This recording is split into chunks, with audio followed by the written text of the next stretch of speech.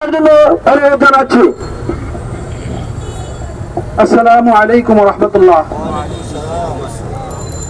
সংগ্রামী সিলেটবাসী, আপনারা অবগত আছেন আমাদের প্রাণের নবী মুহাম্মদুর রাসূলুল্লাহ সাল্লাল্লাহু আলাইহি সাল্লামকে নিয়ে যে কুলঙ্গাররা কটূক্তি করেছে, বিদ্রুপাত্মক বক্তব্য দিয়েছে, তারা অশ্লীল কথাবার্তা বলেছে।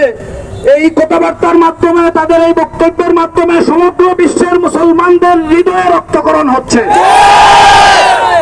আমরা বলতে চাই, যুগে যুগে নবী করিম সাল্লাল্লাহু আলাইহি ওয়াসাল্লামের দুশমনেরা তাদের এই সমস্ত কর্মকাণ্ডের মাধ্যমে মুসলমানদেরকে সচেতন করেছিল।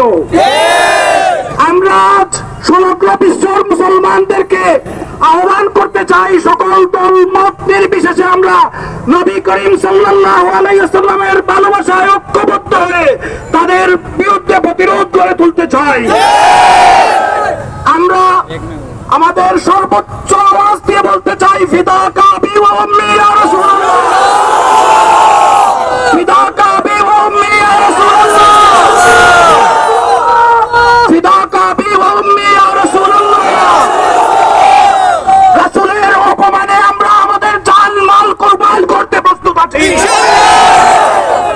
সকলকে আজকের এই মিছিল সফল করার জন্য ধন্যবাদ জ্ঞাপন করে আমার কথা এখানেই শেষ করছি।